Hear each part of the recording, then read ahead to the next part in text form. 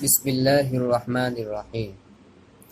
جنگل کی ایک پر اسرار حویلی، تعمیر حیات، جون 2017۔ مضمون نگار ہیں منصوب اختر۔ جنگل کی ایک پر اسرار حویلی۔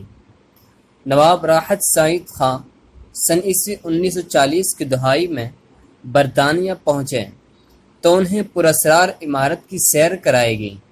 سن عیسوی 1920 میں رنگیلا رسول نامی کتاب راجپال سے اسی ادارے نے لکھوائی تھی۔ مرزا غلام احمد قادیانی کی کتابیں بھی یہی سے تیار ہوئی۔ سلمان رشدی کی سرپرست بھی یہی ادارہ رہا۔ اسی ادارے کا ایجنٹ 4 سال تک نوشہرہ گاؤں کے پیش امام بنا رہا۔ نواب راحت سعید خاں چھتاری سن عیسوی 1940 کی دہائی میں ہندوستان کے صوبے اتر پردیش کے گورنر رہے۔ انگریز حکومت نے انہیں یہ اہم عہدہ اس لیے عطا کیا کہ وہ مسلم لیگ اور کانگریس کی سیاست سے لاتعلق ہو کر انگریزوں کی وفاداری کا دم بھرتے تھے۔ نواب چھتاری اپنی یادداشتیں لکھتے ہوئے انکشاف کرتے ہیں کہ ایک بار انہیں سرکاری ڈیوٹی پر لندن بلایا گیا۔ ان کے ایک پکے انگریز دوست نے، جو ہندوستان میں کلکٹر رہ چکا تھا، نواب صاحب سے کہا کہ آئیے آپ کو ایک ایسی جگہ کی سیر کراؤں جہاں میرے خیال میں آج تک کوئی ہندوستانی نہیں گیا۔ نواب صاحب خوش ہو گئے۔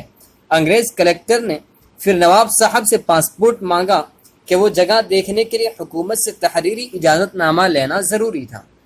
2 روز بعد کلکٹر اجازت نامہ ساتھ لے کر آیا اور کہا کہ ہم کل صبح چلیں گے، لیکن میری موٹر میں سرکاری موٹر وہاں لے جانے کی اجازت نہیں ہے۔ اگلی صبح نواب صاحب اور وہ انگریز منزل کی طرف روانہ ہوئے۔ شہر سے باہر نکل کر بائیں طرف جنگل شروع ہو گیا۔ جنگل میں ایک پتلی سی سڑک موجود تھی۔ جو چلتے گئے جنگل گنا ہوتا گیا۔ سڑک کے دونوں جانب نہ کوئی ٹریفک تھی نہ پیدل مسافر۔ نواب صاحب حیران بیٹھے ادھر ادھر دیکھ رہے تھے۔ موٹر چلتے چلتے آدھے گھنٹے سے زیادہ وقت گزر گیا۔ تھوڑی دیر بعد ایک بہت بڑا دروازہ نظر آیا۔ پھر دور سامنے ایک نہایت وسیع و عریض عمارت دکھائی دی۔ اس کی چاروں طرف کانٹے دار جھاڑیوں اور درختوں کی ایسی دیوار تھی کہ جسے عبور کرنا ممکن نہ تھا۔ عمارت کے چاروں طرف زبردست فوجی پہرا تھا۔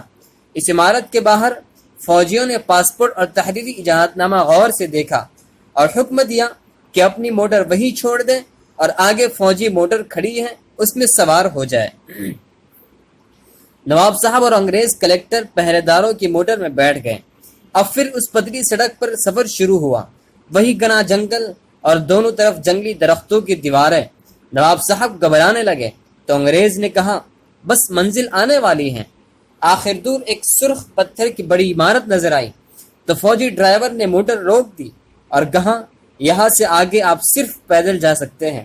راستے میں کلکٹر نے نواب صاحب سے کہا، یاد رکھیں کہ آپ یہاں صرف دیکھنے آئے ہیں، بولنے یا سوال کرنے کی بالکل اجازت نہیں۔ عمارت کے شروع میں وسیع دالان تھا، اس کے پیچھے متعدد کمرے تھے۔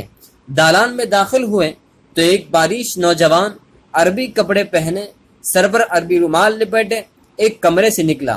دوسرے کمرے سے ایسے ہی 2 نوجوان نکلے۔ پہلے نے عربی لہجے میں السلام علیکم کہا، دوسرے نے وعلیکم السلام، کیا حال ہے؟ نواب صاحب یہ منظر دیکھ کر حیران رہ گئے۔ کچھ پوچھنا چاہتے تھے لیکن انگریز نے فوراً اشارے سے منع کر دیا۔ چلتے چلتے ایک کمرے کے دروازے پر پہنچے۔ دیکھا کہ اندر مسجد جیسا فرش بچھا ہے اور عربی لباس میں ملبوس متعدد طلباء فرش پر بیٹھے ہیں۔ ان کے سامنے استاد بالکل اسی طرح سبق پڑھا رہے ہیں جیسے اسلامی مدرسوں میں پڑھاتے ہیں۔ طلباء عربی اور کبھی انگریزی میں استاد سے سوال بھی کرتے ہیں۔ نواب صاحب نے دیکھا کہ کسی کمرے میں قرآن مجید پڑھا جا رہا ہے، کہیں قرات سکھائی جا رہی، کہیں تفسیر کا درس ہو رہا، کسی جگہ بخاری شریف کا درس دیا جا رہا اور کہیں مسلم شریف کا۔ ایک کمرے میں مسلمانوں اور مسیحیوں کے درمیان مناظرہ ہو رہا تھا۔ ایک اور کمرے میں فقہی مسائل پر بات ہو رہی تھی۔ سب سے بڑے کمرے میں قرآن کا ترجمہ مختلف زبانوں میں سکھایا جا رہا تھا۔ انہوں نے نوٹ کیا کہ ہر جگہ باریک مسائل پر زور ہے، مثلا غسل کا طریقہ، وضو، روزے، نماز، سجدہ سہو کے مسائل، وراثت اور رضاعت کے جھگڑے، لباس اور داڑھی کی وضاحت، گا گا کر آیات پڑھنا، غسل کے آداب، گھر سے باہر جانا، لونڈی غلاموں کے مسائل، حج کے مناسک، بکرا دمبا کیسا ہو، چھری کیسی ہو، دمبا حلال ہے یا حرام، حج بدل، قضا نمازوں کی بحث، عید کا دن کیسے طے کیا جائے اور حج کا کیسے، میز پر بیٹھ کر کھانا، پتلون پہننا جائز ہے یا ناجائز، عورت کی پاکی اور ناپاکی کے جھگڑے، حضور صلی اللہ علیہ وسلم کی معراج روحانی تھی یا جسمانی، امام کے پیچھے سورہ فاتحہ پڑھی جائے یا نہیں، تراویح 8 ہے یا 20، نماز کے دوران وضو ٹوٹ جائے تو آدمی کیا کرے، وغیرہ وغیرہ مسائل پر بحث ہو رہی تھی۔ ایک استاد نے سوال کیا، پہلے عربی پھر انگریزی میں اور پھر اخیر میں نہایت شستہ اردو میں، جماعت اب یہ بتائیے کہ نظر بد، تعویر، گنڈا، آصف کا سایہ برحق ہے یا نہیں؟ 35-40 کی جماعت بیک آواز پہلے انگریزی میں بولی ٹریو، پھر عربی اور اردو میں۔ ایک طالب علم نے کھڑے ہو کر سوال کیا، استاد عبادت کے لیے تو نیت ضروری ہے، تو مردہ لوگوں کا حج بدل کیسے ہو سکتا ہے؟ قرآن تو کہتا ہے کہ ہر شخص اپنے عمل کا ذمہ دار ہے۔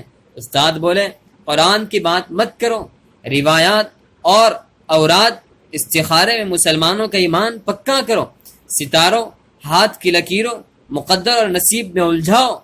یہ سب دیکھ کر واپس ہوئے تو نواب چھتاری نے انگریز کلیکٹر سے پوچھا، اتنے عظیم دینی مدرسے کو آپ نے کیوں چھپا کے رکھا ہے؟ انگریز نے کہا، ارے بھائی، ان سب میں کوئی مسلمان نہیں، یہ سب عیسائی ہیں۔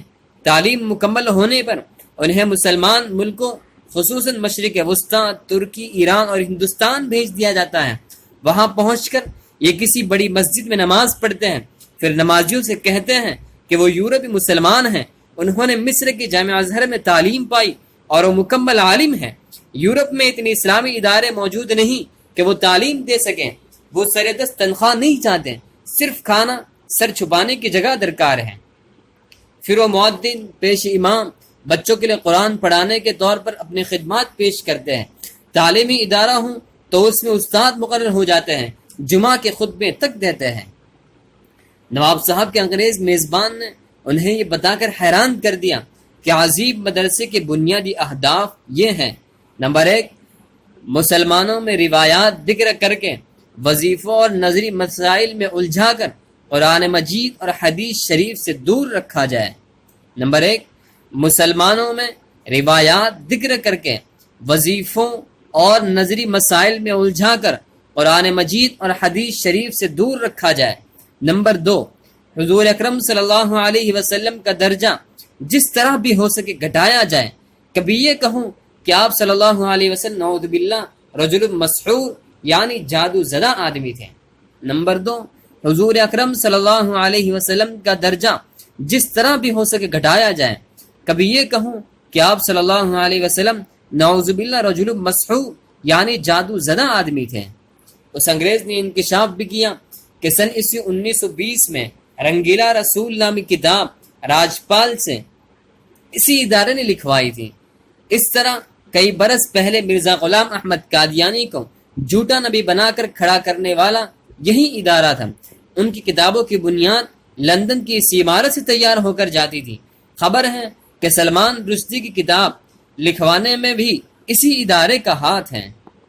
اب جنگل کی حویلی کے ایک اور مکی سے ملاقات کیجیے۔ یہ واقعہ میرے دوست یعنی مضمون نگار، یہ واقعہ میرے دوست امیر فرحات کے ساتھ کویت میں پیش آیا۔ یہ واقعہ انہی کی زبان ہی سنیے۔ یہ سن 1979 کا واقعہ ہے۔ ان دنوں میں کویت کی کمپنی میں مندوب تعلقات العامہ، افسر تعلقات عامہ تھا۔ ہماری کمپنی کے ڈائریکٹر نے سری لنکا سے گھر کے کام کاج کے لیے خادمہ منگائی۔ دوسرے دن مجھ سے کہا کہ اس خادمہ کو واپس بھیج دو، وہ ہمارے کسی کام کے نہیں، کیونکہ وہ عربی جانتی تھی نہ انگریزی۔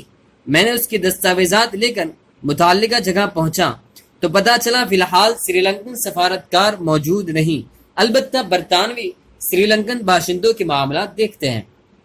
برٹش کونسل میں استقبالیہ کلرک نے میرا کارڈ دیکھا تو مسٹر ویلسن سے ملایا۔ وہ بڑے اتفاق سے ملے اور بٹھایا۔ جب اس نے اندازہ لگایا کہ میں بھارتی یا پاکستانی ہوں تو اردو میں کہا، میں کیا خدمت کر سکتا ہوں؟ میں نے سری لنکن خادمہ کے متعلق بتایا تو اس نے کہا، کوئی مسئلہ نہیں، اسے ہم رکھ لیں گے، آپ کا جو خرچ آیا وہ ہم ادا کر دیں گے۔ یہ بتاؤ کہاں کے رہنے والے ہوں؟ میں نے کہا پاکستان۔ وہ بولا وہ تو بہت بڑا ملک ہے۔ میں نے کہا پشاور کا رہنے والا ہوں۔ اس نے پشتو میں پوچھا کون سی جگہ؟ میں نے بتایا نوشہرہ۔ جب میں نے گاؤں کا نام بتایا تو اس کی آنکھوں میں عجیب چمک پیدا ہو گئی۔ پھر وہ مختلف لوگوں کو پوچھنے لگا۔ میں نے بتایا کہ کون مر گیا اور کون زندہ ہے۔ میں نے سوچا ہو سکتا ہے نوشہرہ چھاونی میں ملازمت کرتا ہوں، لیکن اس کی عمر زیادہ نہیں تھی۔ لیکن اس نے کچھ اور کہانی سنائی۔ پہلے اس نے کافی منگائی، پھر انٹرکام پر کلرک سے کہا کہ اس کے پاس کسی کو مت بھیجنا۔ وہ اتنا خوش تھا کہ میں بیان نہیں کر سکتا۔ کافی کے دوران اس نے بتایا کہ میں آپ کے گاؤں محلہ عیسیٰ خیل میں 4 سال تک پیش امام رہا ہوں۔ میں نے پوچھا کیا آپ مسلمان ہیں؟ وہ بولا میں نے 4 سال تک آپ کے گاؤں کا نمک کھایا ہے۔ آپ کے گاؤں والوں نے مجھے بڑی عزت دی۔ میں آپ سے جھوٹ نہیں بولوں گا، میں عیسائی ہوں، یعنی اہل کتاب۔ اس کے بعد میرا اس کے وہاں آنا جانا ہوتا رہا۔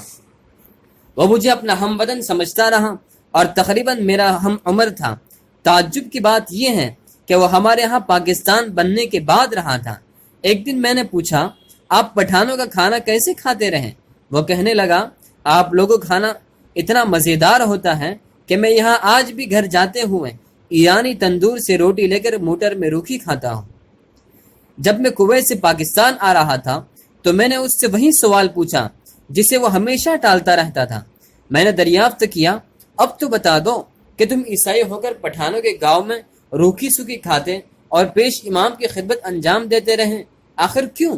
وہ کافی دیر سر جھکائے سوچتا رہا، پھر سر اٹھا کر میری آنکھوں میں جھونکا اور کہا ہمیں اپنے ملک کے مفادات کی خاطر بعض اوقات بہت کچھ کرنا پڑتا ہے۔ ہمارے ہاں لندن کے مضافات میں ایک مرکز ہے جہاں شکل و شباہت دیکھ کر انگریزوں کو بیرونی مذاہب اور زبانوں کی تعلیم دی جاتی ہے۔ وہاں سے فارغ تحصیل ہو کر پھر ہمیں مختلف علاقوں میں بھیجا جاتا ہے۔ گاؤں آ کر میں نے محلہ عیسیٰ خیل کے بزرگوں کے واقعات سنایا تو ایک بوڑھے طالب گل نے کہا مجھے شک پڑا تھا مگر سب کہہ رہے تھے کہ یہ چترالی ہیں، وہاں اکثر چترالی مولوی پیش امام ہیں، وہ بھی گورے ہیں بالکل انگریزوں کی طرح۔ پھر طالب گل نے کہا چلو بھائی اب 4 سال کی نمازیں لوٹائے جو ہم نے انگریز کے پیچھے پڑھی، خانہ خراب ہو اس کا۔ جب میں نے جنگل کی پراسرار حویلی کے متعلق پڑھا تو مجھے یقین ہو گیا کہ مسٹر ویلسن ضرور جنگل کی حویلی کا پروردہ تھا۔